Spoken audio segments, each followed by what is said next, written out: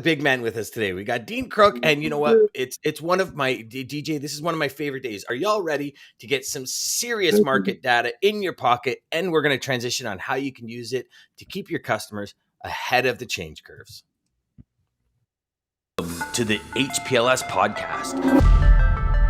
Live, relevant, and high performance information, conversations, and education weekly.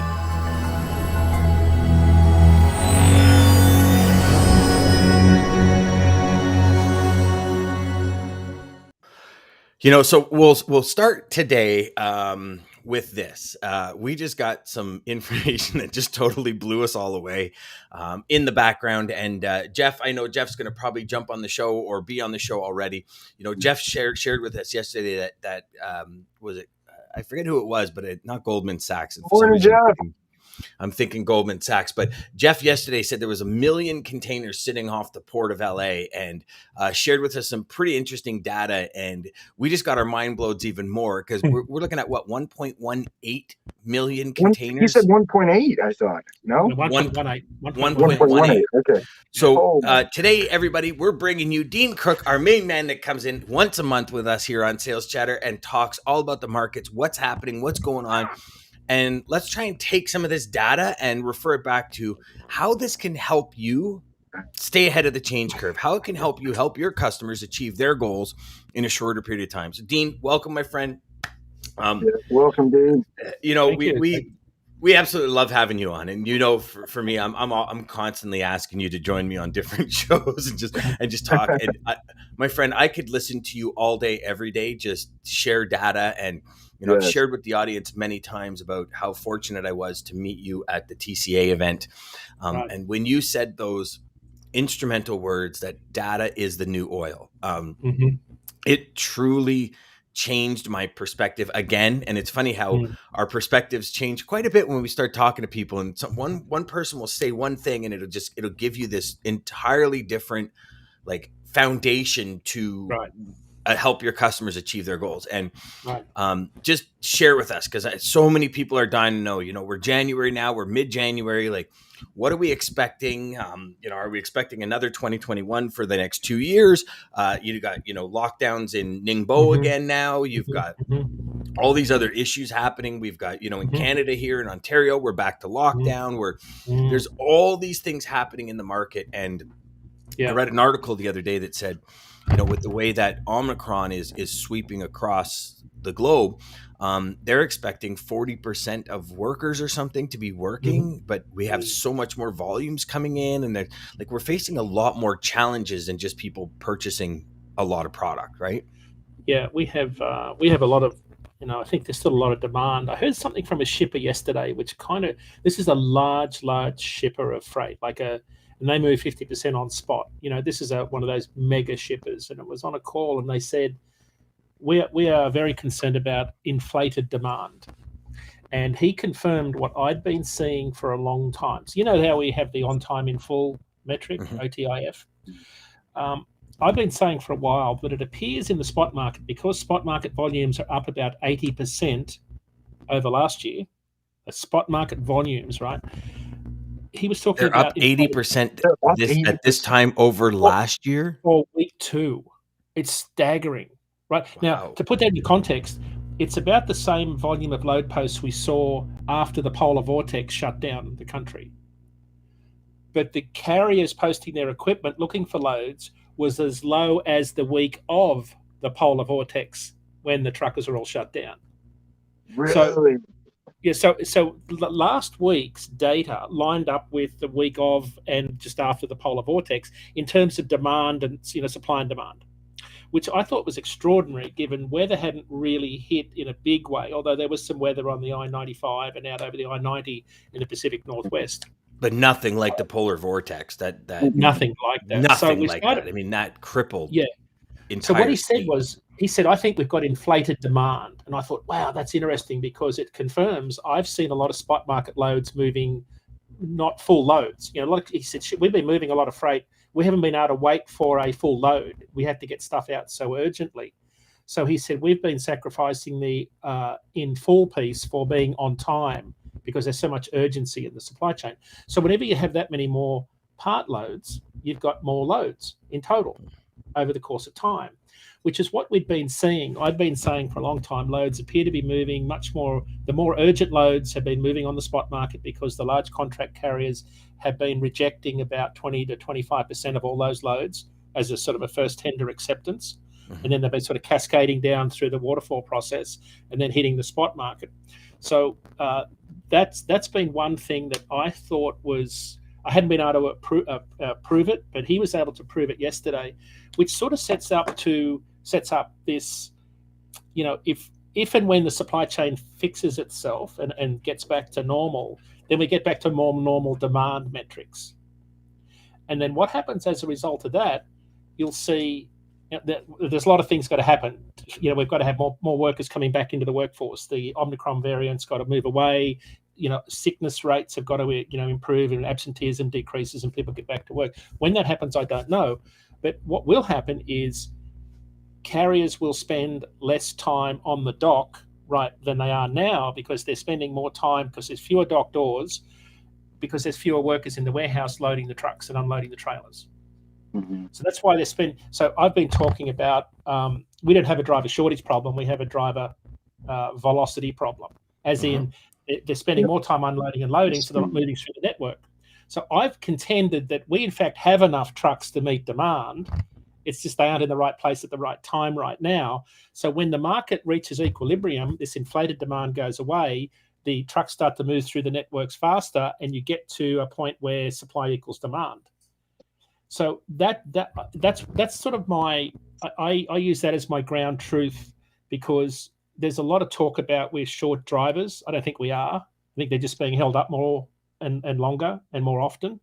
And this demand piece has been struggling, because if you look at the tons we're hauling from the ATA truckload index, the tonnage is not up much. But why have spot market volumes doubled if the total tonnage is not up?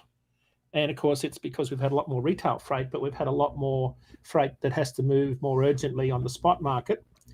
Larger fleets have had trouble finding drivers. So I think we're in the next 6 months, we're in for more of the same, for sure.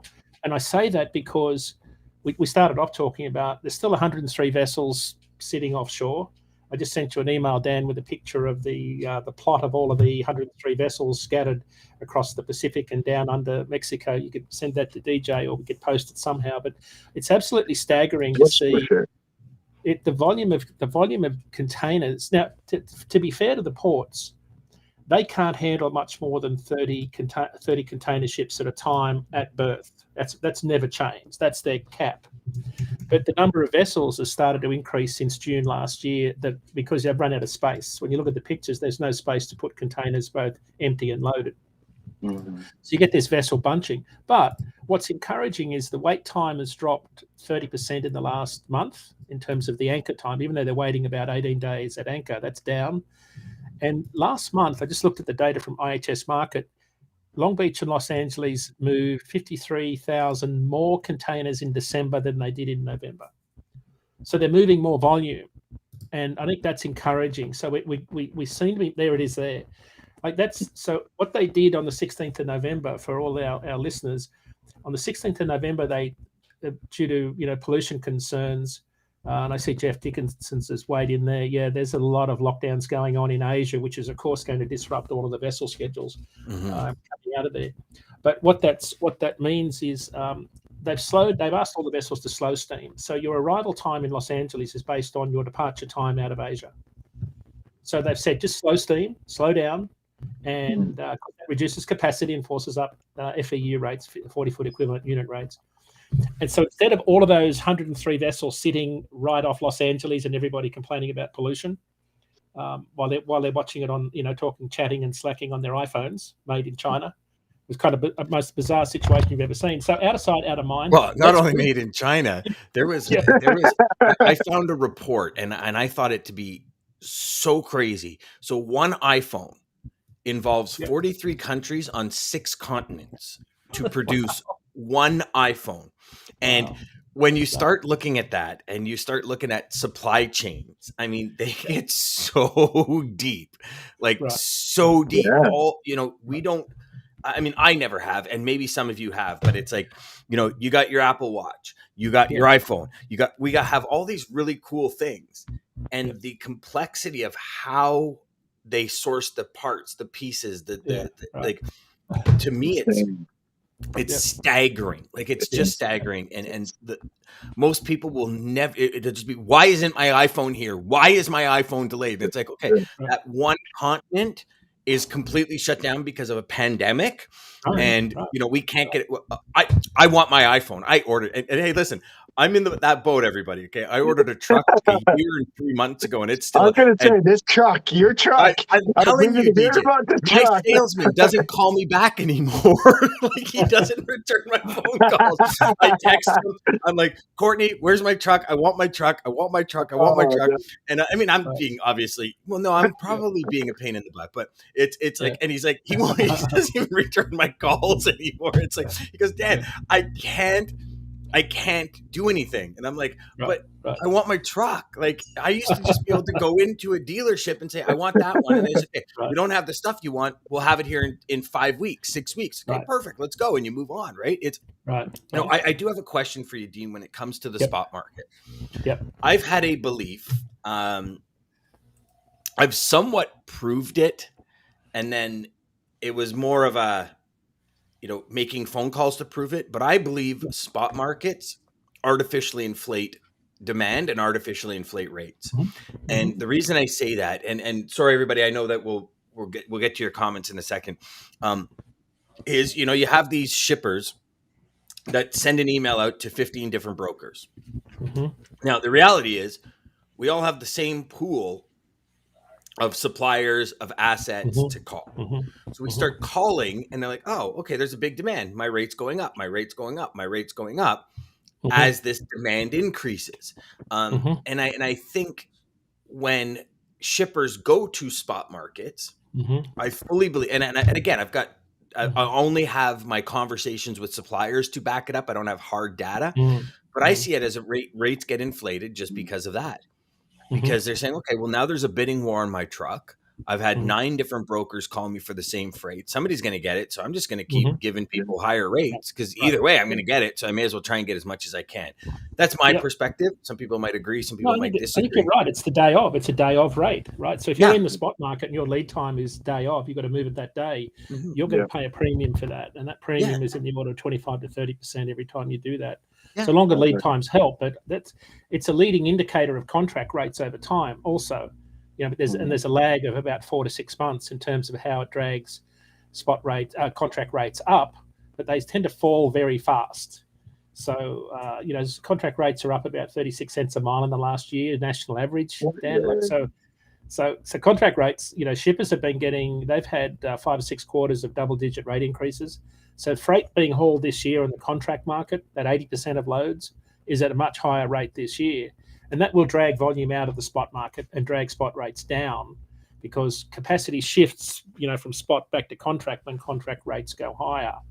Because carriers are going to want to, when spot rates come down, they don't like the volatility when margins come down. So they'll drift back to where a lot of them came from. Just after the pandemic started, a lot of them moved out of being leased on to a larger carrier at $1.50 a mile and bought their own truck and trailer and got their own authority and running at $2.50 a mile. So in the spot market, and spot rates are still up around $2.70 a mile right now. But it's kind of like shippers and carriers always are jumping back and forth. Because I remember in 2018. So many shippers went to the RFP method and let's lock down capacity. I mean, I was working in that point. I was working with 4 different asset-based carriers where we were like completing RFP after RFP after RFP, and we were going in strategically and getting things done. And we got awarded like hundreds of millions of dollars in business. And in 2019, I think 2% of it actually came to fruition because shippers went back to the spot market. Exactly. And shippers said, well, I know we just spent, because if you do like with a Blue Jay or a system like that, like I know we spent 80, 90 grand on doing an RFP, but you know what, like spot market's cheaper. So we're going to go spot market. Right. And then you see the same thing flip back on the asset side now when there's more money to be made. And, I get it, I guess. I guess it's well, it's you because make money where you can, but Where you does could the blow. long-term relationship come into play here? Really? Yeah, that's the key, though, right? We've joked about it on the, find shippers with good memories is sort of my mantra, right? Because, and I can't blame them for being sort of selective listeners and forgetting about how hard capacity's been defined. And because if you're paying a premium on the spot market, it doesn't take much to blow out your whole annual transportation budget. So, when rates plummet in the spot market, I could see them doing what they did in 2019, and that's diving back into the spot market and tendering out loads to brokers direct. And of course, they're going to buy capacity at a cheaper rate because carriers are having a downward rate pressure. That's normal market behavior. I think the difference this time is it's been more sustained at a higher level. And but then, well, I've been at the beginning of November. I started contacting CEOs because I said to myself, I want to find out kind of how shippers and manufacturers are actually thinking of what's going on. Like, Right. there's market interpretation, but then there's like, what are you thinking? Like, what's your plan? And I contacted 100. My deal was I needed to speak to 100 people, and 95 of them said they're going to be more involved in logistics in 2022, like of Right. CEOs of major corporations. Right. And the one thing that I got from it, well, I got a bunch of things, but one really big thing I got from it was there was a lot of them that said, I honestly didn't realize how fast we could lose money from our supply chain. Like they knew it was, because supply chain's always, historically been a big cost to a company. If your supply chain, if your freight to get your product to market is 5% of your goods or 7%, or, that it usually ranges between that 4 and 7. But if it's in that higher end of 7, that's a lot of money that you're spending to get your product to market. Right. And, one customer that I speak with, he's got 1.6 million square feet of warehouse space in 2021 that he didn't have in 2020. And he says, Dan, just think, like, I'm spending $2.6 million a month on in-out and warehouse charges. Yeah, I'm hearing an echo too. I don't know what it is. On warehouse charges that that he never had before. Right. And he goes, if you could find warehouse space, 100%, because he needed at least warehouse space because they're bringing more product in. He goes, so imagine this, Dan. He goes, we've purchased 2 to 3 times as much product from overseas, so we have it in stock. Now I'm spending I have 1.6 million square feet of warehouse space every month that I'm paying for. I haven't increased my customer cost or what we invoice customers by 2.6 million. He goes, for the first time in 30 years of this company being in business, we lost money. First time in 30 years. And that to me tells me there's a bigger problem on the horizon when it comes to people getting very strategic and specific about their supply chain. I fully believe this year, from a sales perspective, as a sales rep in logistics, for lack of a better term, you better have your shit tight and you better be able to perform and you better be that one that thinks outside the box, or else somebody will come in and take that customer and serve them at a higher level. And I know we talk value and, all these key buzzwords that people say, but the reality is if you don't have a conversation with your customers to say, what is your goals? Like, what do you really need to happen this year? Move mountains, like I'm talking blast through rock to make that happen. I just think you're leaving yourself exposed to another person in the market that believes, because you look at the amount of money spent. Like, I was telling you about a Band-Aid company I deal with. They bought 2 containers worth of Band-Aids, and it's been sitting off for close to, they told me yesterday, over 6 weeks now it's been sitting offshore. So you purchased the product, it took 30 days to get to LA, right? Whether you purchased, so let's call it 45 days after you sent the money, it got loaded. There's 45 days plus another 6 weeks. All that money's out. Their container costs have 10 times. That money's out, and they haven't been able to invoice one customer. Like I just don't think we as individuals have that full perspective of the amount of money that's gone out the window. But Dan, that's that's that lean inventory levels that we've been running, right? And that's why spot market volumes have been so high, and there's so much urgency. It's like your bed sheets that arrived late in Los Angeles this time last year, going to Miami or going to Orlando, I think. And the only option when the 2 weeks delay at anchor took up the intermodal rail move across country at a cheaper rate. When that was taken up by the delay, you had to go on a team truck at what, 10,000 a container. Yeah. So I think that's what's artificially inflated things, is the shortages and the delays. And it's just compounded across the entire supply chain. But at some point, things start to even out, and I think service levels are going to be critical this year. If you think about relationships and who you work with, service levels get compromised when you start chasing a lower rate. And I think when capacity eases, there's a tendency to jump into the spot market. And I think they're going to be very careful about what service levels you're asking for, because on the flip side, shippers have been saying, hey, we'll agree to the double-digit rate increase, but you better accept all of our loads. Yes. When we tender them out. Yeah. Every single Got to be a two-way street. Yeah. So I think that's going to be part of the relationship discussion this year, is service levels and commitments to that rate. And then you layer on top of that, the vaccine mandate that's about to come in on the cross-border truckers across over the weekend, and the Supreme Court's hearing the challenge. What do you think's going to happen there, Dean? Yeah.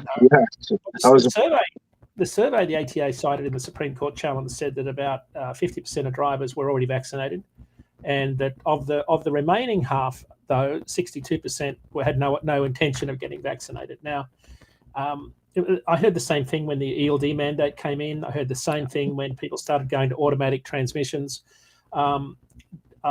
When rates are so good like this, I don't know. I don't think I'd be bailing on this industry with when they're getting so good.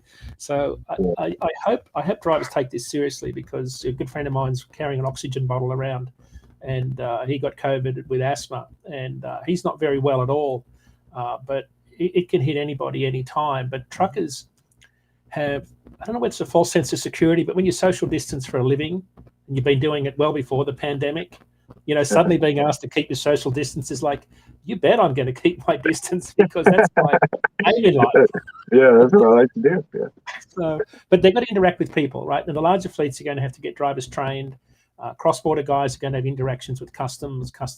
You're going to have interactions. So I just hope people do it from a health perspective. But to answer your question, Dan, capacity will be impacted by fleets that either have or don't have high vaccination rates. Mm-hmm.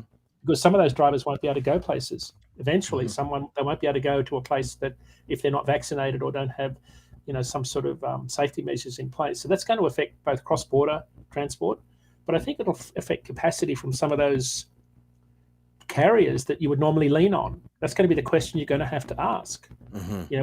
What's your vaccination policy? Because that's a good question, Dean. That's a great question. I shared with my community, I think it was the week before, sorry. One of my big things that I've always done in January and leading up to January, I actually do it more like the beginning of December, is I sit down with my customers, every single customer and every single hot prospect, especially in times like this, like when capacity is a must. And I have the conversation like what does your 2022 look like? What does it realistically look like? When we first hit COVID in 2019 or 2020 into 2021, it was like 2020 was this kind of really freaked anomaly year. So it was kind of like if you were trying to say, your business is going to be like it was in 2018. You couldn't use it. And I remember when we were at the TCA event. TCA, Dan Einwacker from Challenger said, if any of you are basing anything off of 2018, you're wrong, because it was such a blip in the. So you can't base your profits, you can't base your miles. You got to go back to 2017. So that for me was 2020, right? Then we get into 2021. We've been in this pandemic long enough where suppliers, manufacturers, shippers, they know their process now. As much as it's challenging, as much as it's frustrating, it might be pissing you the hell off, but know that process. So I was saying, have a conversation, find out their highs and lows. What is their volume expectation? What is their expectation of you? What is their expectation going into 2022 of how they're going to achieve their goals? Right. And I don't think we can have a full intellectual conversation or a productive conversation if we don't understand this from our customers. And now we've just added another layer to that, which you just hit, which was, have the conversation with your suppliers now, especially like if you're doing transborder, have the conversation with your suppliers, because you might have the conversation with your customer thinking those suppliers are ones you can lean on. Yeah. And all of a sudden they're not there for you to lean on. So you've done it. You spent weeks developing this plan and getting things in order, and you got this great routine going, and it's going to fall flat, right, because of the other side of the coin. Yeah. DJ, you were going to jump in there before I. No. I'm so yeah. I mean, just with what he was saying, but the whole vaccine thing. I think you touched on something we really didn't. I could see it was kind of like an aha moment for Dan too, and I was like, oh man, we really have to think of that from both sides and. And kind of we've got some comments here that everybody's. That's kind of something to add to the list. I mean, it's just the list you got to ask. That'll be the story of 2022. It's like it'll be one thing falls after another, because carriers that haul for the Department of Defense or any government contracts already have to step up to all that freight, right? So it's already in there. I think that'll flow over to the more general freight community eventually. Hopefully, carriers. It could see a shift if they stick at the 100 limit for companies in terms of who gets vaccinated and who doesn't. Could see a migration of drivers to smaller fleets where they don't have to get the vaccine mandate under 100 trucks. Or drivers staying within, like Canadian drivers that used to do U.S. transborder are going to stay in Canada. Yeah. I know a few that I personally know who it wasn't because of vaccines; it was just because of the hassles at the border and all the different stuff they faced.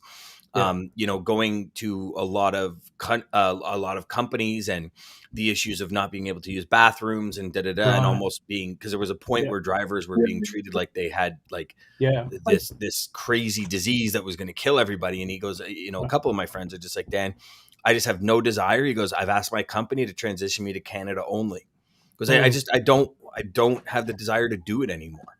You could see a situation where there's a lot of transloading at the border or just drop and hook, right? But so at some point, someone's got to cross the border. Like you're not going to have a warehouse literally on the Niagara River, right? On the border. Like, so someone's got to cross the border with a load, even to do a drop and hook at Buffalo, for example, or Champlain or any of those places where they. So I don't know how that works. I could see a lot of freight going up to the border. But at some point, someone's got to move it across the border to another location to go further north. If you've got truckers just staying in that region, that'll add a lot more cost and complexity. It's how U.S. Mexico used to operate, right? Exactly. Before carriers started getting authorities or hiring drivers on the other side of the border to haul their trailers. And I remember when I first. In my career, when I first started dealing with Mexico, it was like, no, you have to transload in Laredo. If you don't, your trailer is going to be used as a grow op. Like it's going to disappear. They're going to dig a hole, they're going to bury it, and they're going to grow weed in it. That's it. It was like, what are you guys talking about? It's like, no, this is what happens when it goes into Mexico. And then you have carriers like, I think Swift was one that started pretty much US Express. Like there was a couple of companies that got where their positioning in the market was, there's no transloading. It stays in the trailer and it gets there. So they hired drivers on the Mexican side, Mexico side. Sorry, I apologize. Mexico side to get the freight done. And, then all of a sudden Canadian carriers now, I know a lot of Canadian carriers now and beyond the really large fleets, smaller fleets that have now connections, and they go and like flatbeds, double drops, reefers, dry vans. Their trailers just get hooked up with a Mexico company, and they go in, and the trailers come back to Laredo. Right? There's ways to do it. I mean, how many companies in the U.S. consolidate their freight into Buffalo and then move it as truckload into Canada? There's pool distribution, there's spoke distribution, and all that. There's all these different methods that we use. I just want to get to the comments because I know we've been really cool conversation. So the first one we're going to start off with is obviously Jeff Yak. I mean, crazy stuff right here. One we got to talk about right now is Gary. It says, "Good morning, gentlemen, and you too, DJ." Right, and then we got so Jeff was saying Tianjin now too. 13 million people are currently locked down in Nexian and Yanzhou, and it is, and I think it's going to sweep Asia. It's kind of like us, right? Like Ontario went into lockdown. We're going to see what we're going to do on the 26th, but they've been mandated at 50% capacity. If you can work from home, you have to work from home. Right. And when you have, I think back to that, and I know I've probably said it to everybody a million times, but I think back to that lady at Pure Later where my wife was on the phone with her trying to track a package, and the woman says, "Here's the problem. We normally at this time have 3 trailers outside. We have 10 trailers outside.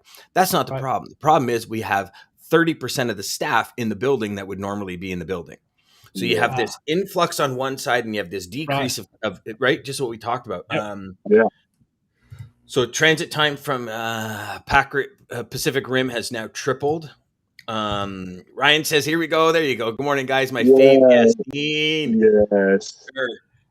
So on that point that Ryan made, or it was Gary made that point about Asia, right? So think about this. You've got Chinese New Year normally happens on... Are you talking to 13 million people? Yeah, I think he's talking about right, so Jeff, Jeff, so normally you see a big drop off in import volumes in February, March because of Chinese New Year. So normally they, there's a 3-week shutdown effectively for the 1-week celebration, a week to go home to your family, a week to come back. So it's also a time of high turnover rates in China in particular, where they celebrate the Chinese New Year. So I talked to a friend in Beijing last week to ask this very question: will they allow people to travel back home? Because most people that work in big cities and factories travel back to their rural roots. They didn't do it last year and they kept working. The same is going to happen this year, where they're actually not being allowed to travel home because of COVID concerns and then lockdowns. So you may see, the same effects as Chinese New Year, as in a drop in volume and production, without the celebration part of it. Without them actually going on. But given the pent-up demand and all of the supply chain delays and shortages and all those vessels banked up across the Trans-Pacific, you could see a massive surge of volume coming out of that in the fall into summer. So that's why we think that the market is going to remain very volatile until, I just looked at the data from Piers yesterday. 45% of our containers come from China. Right. So that's why those points made in the comments about Omicron's impact in China is so important to watch, because that's for your shippers and all your relationships. It's going to mean even more delays potentially. It's not just the port promise Los Angeles. It's getting the freight manufactured over there in a timely manner. And getting it out of there in a timely manner. And hoping the people on the ship, the dock farers, don't get sick. And well, now are they still having the issue with the ports over there too? Because I know they were closing certain ports.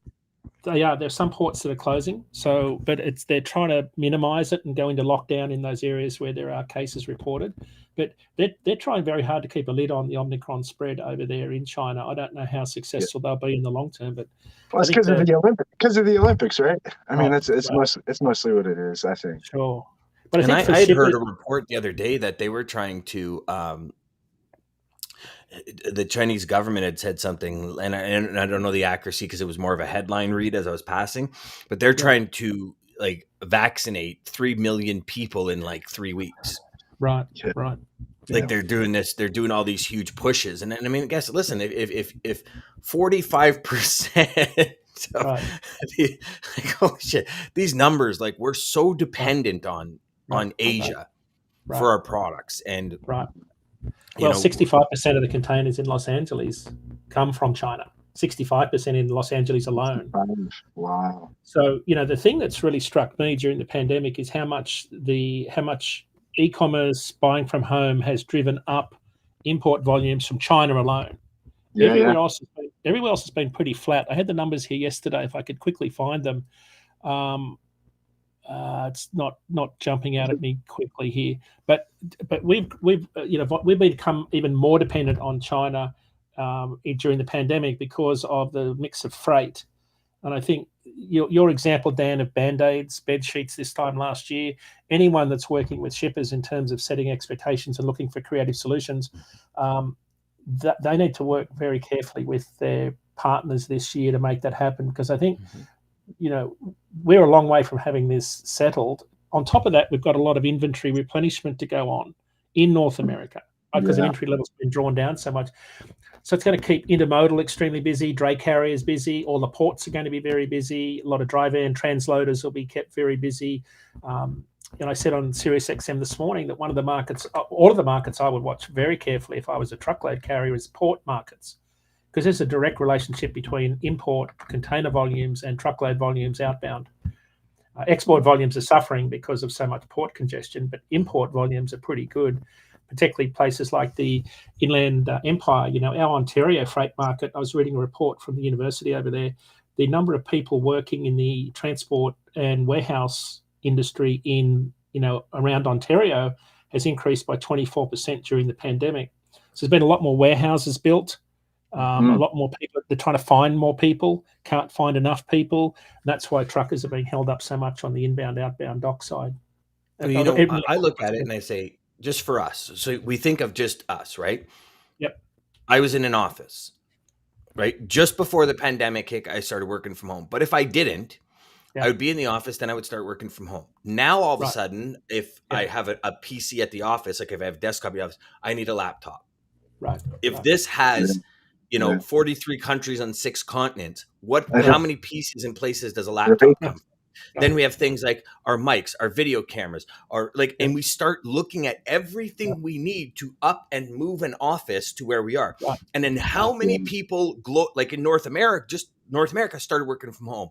How many of those products needed to be bought? Now it's, okay, well, I need a desk, or I need a chair, or and if you look at all of this stuff, made in China is on it all. So I see, like, just instantly you see how all of this e-commerce, and where do most people go? Amazon. Because it's like, oh, I can't, we're in lockdown. I can't go to Staples. I can't go to Business Bureau. You know, I'm going to go to Amazon. And it's something as simple as hard drives. As simple as the light that I'm using, the arm that's on my camera. Like, I mean, you start thinking about it. It's like I was telling you guys about this. This is China, right? This thing. But we start needing it all because we have a different method of working. Right. You know, and like, I invested in a new laptop this year because it's like, well, I'm on my laptop more. And because I'm on my laptop more, my graphics card went, I put a new one in. And like 6 months later, because I was on it so much, the graphics card went again. It's like, okay, time to buy new. So I'm in that boat too. And I think everybody's in that boat. That it's just, this is what it is. This is what we're doing. And so, yeah, there's going to be this massive increase in stuff that we never would have bought, because if I'm at my desk at the office, I'm using the camera on my computer, or I'm using, you know, I don't have this arm and another arm and all these, like, all the fancy setup where you're like, well, if I'm going to do it from home, I may as well do it right. Well, Dan, you know, like you look at Dean, you got the headphones, you got the boom mic right there with your microphone. You got, whereas if you were in an office, you might not have all that stuff. Might not, right? Like, well, take DAT, for example, right? We've got to hire another 250 people this year. Just to handle the growth that we've got in our business, right? So it's a large freight matching software company, but we are hiring remote. You know, so we prefer in office, but we're also not going to let that stand in the way of hiring the best people. So remote is one of the options. I'm trying to hire a freight market analyst to work for me right now, and that's a perfect job for someone to work remote. So now I think that's indicative of how the workforce is going to be, you know, forever. Well, forever's a long time, but certainly since the pandemic, right? Because now working from home has become a reality. So we are going to want to buy things online and not travel as much, not use as much gasoline, not fly as many places. You know, airlines are going to suffer. You know, cruise lines, all those sorts of things are going to be. It's just going to be different. But we are months away from knowing what 2022 is going to really shake out like. You know, we had the polar vortex completely upend the market last year. Winter Storm Izzy is about to do a number on us this weekend. And when you hear things like ice in South Carolina, snow in Atlanta, Nashville's had more snow already than it gets in a year, typically. 2 feet of snow coming up through, you know, the Alleghenies, the Poconos, up into New England. Why is that not hitting me? Come on, this is BS. No, I've got a snowmobile sitting in the garage. I literally go out and start it every day and go, smell the gas. Maybe that's what's wrong with me. I smell the gas every day. But I smell the engine and gas going, I can't wait. I'm watching the Weather Network. They're the only people that can be wrong every single friggin' day and keep their job. I hate meteorologists. And down in the Poconos and in Tennessee, they're getting 2 feet of snow. That is so bullshit. Now, I'm glad you brought that up, Dean. So with the weather, with everything that comes in this time that we're coming to, what what do you even see happening? How do we overcome that? Yeah, FEMA buys everything. Like when it comes to trucks. Oh yeah. I remember we saw spot rates go up. So the I-90 was closed for 3 days last week over the Snoqualmie Pass, right? So, but what happened was spot rates went up in markets trying to get into that region that use the I-90 to traverse into Yakima Valley, Twin Falls, Salt Lake City, north to Seattle. So truckload capacity. So dry van rates in Twin Falls, which is just sort of south of where you head up from Twin Falls up the I-90 into that area, went up 36 cents a mile last week. Twin Falls to Stockton, dry van up $2 a mile last week. Dry van rate $2 a mile? Up $2 a mile. Yep. In Virginia, where the I-95 was shut down for 50 miles last week for 36 hours, spot rates jumped 30 cents a mile. Dry van capacity was non-existent. I mean, ice on flatbeds, frozen straps, brittle tarps. So what I think you'll see is that you'll see very localized regional impacts on freight markets, during winter in particular. So we've already seen that, and capacity is hard to get in and out. But I think big storms like this weekend, where you see two storm systems come together, whenever you see stories about ice and snow on the I-40, as low as the I-40 in Atlanta, that starts to cripple a lot of freight networks, because I-40 was the one that really shut down during the polar vortex last year, and that just crippled that freight network. We never recovered from that from a rate perspective. Well, carriers did, because rates got better. So I think that's what we'll see with weather. What seems to be going on is the events are more extreme. That's the they are. Yeah. They are getting. I mean, you see that. I mean, listen, last year, just what happened in Texas, it like the polar vortex last year when all this. I mean, never have we. I mean, listen, I've seen Texas get like an ice storm where what I mean, that kind of thing. But never have we seen what the degree in which it did. And I mean, you look. The mudslides in Vancouver, we have not seen something like that. And they're coming back and they're saying, hey, listen, expect it again. This is happening, all over the world. I think we're getting these really crazy events that just cripple that region for a period of time. Did you see that the flooding in British Columbia that impacted the train lines and the truck roads ended up driving the French fry shortage in Japan for McDonald's? Yeah. I didn't know that. See that. I seen that. They exported a lot of them out of Vancouver. Yeah. Seattle markets. Yeah. And here's the thing is it's that rock in a pond. Right. And so it's like we as Canadians or North Americans, we oh my God, yeah, okay, so how is that going to impact me? But we don't see that other impact on the other side. And it was who was it? Was it FedEx, or there was a company that just put out an article saying they've rescued the fry shortage in Japan. That's what I seen it. They chartered a plane of French fries. They shared the French fries. Here's the thing, and here's the crazy thing. So I got a friend in New Zealand, Nick Redstone. So Nick, if you're watching, love you, brother. Nick and I used to do the NRDD show, Dean, as you know. Right. And so Nick, when New Zealand went into lockdown, they locked down, like everything was closed, fast food restaurants, everything. When they opened up, he counted 147 cars in the drive-through lineup at McDonald's. 147 cars, and he says 147 cars. He says, Dan, they when he got to the window, he asked the person, like, "How's it going in there?" He goes, "We sold 16,000 hamburgers in like 3.5 hours." Wow. Yeah. Listen, I know we've gone way over time, and I expect we ran way over. Of course. So, just for all of you watching and listening, if you're looking to raise your bar in this industry and you want to become a market analyst, Dean's looking for somebody to join his team. And if you want to work with the best of the best, I suggest you get a hold of him. So his email, I'm going to put his email in the chat for you. I'm going to put it in the Facebook group. There's Dean. Sorry, Dean, I'm posting your email all over the internet. You're going to get all sorts of people saying you should buy crypto and everything. But but if you have, it's DeanCrook@dat.com. So DEAN.CROKE@DAT.com. Get a hold of Dean. Send him your credentials. Dean's looking for somebody for his team. You know what? You can't work with a more knowledgeable man in the market. I believe that wholeheartedly. Thank you, Dan. Dean, brother, thank you so much for being here again. Thank you, Dean. I think, DJ, we got to find a way to get Dean on like every 2 weeks or something. And I know Dean's got a busy schedule, so we might have to throw him a little couple of bucks or something. So we'll have to do something there with Dean. I didn't mean that realistic. Anybody from that watching, it's not happening. But Dean, thank you, brother. Thank you, Dean.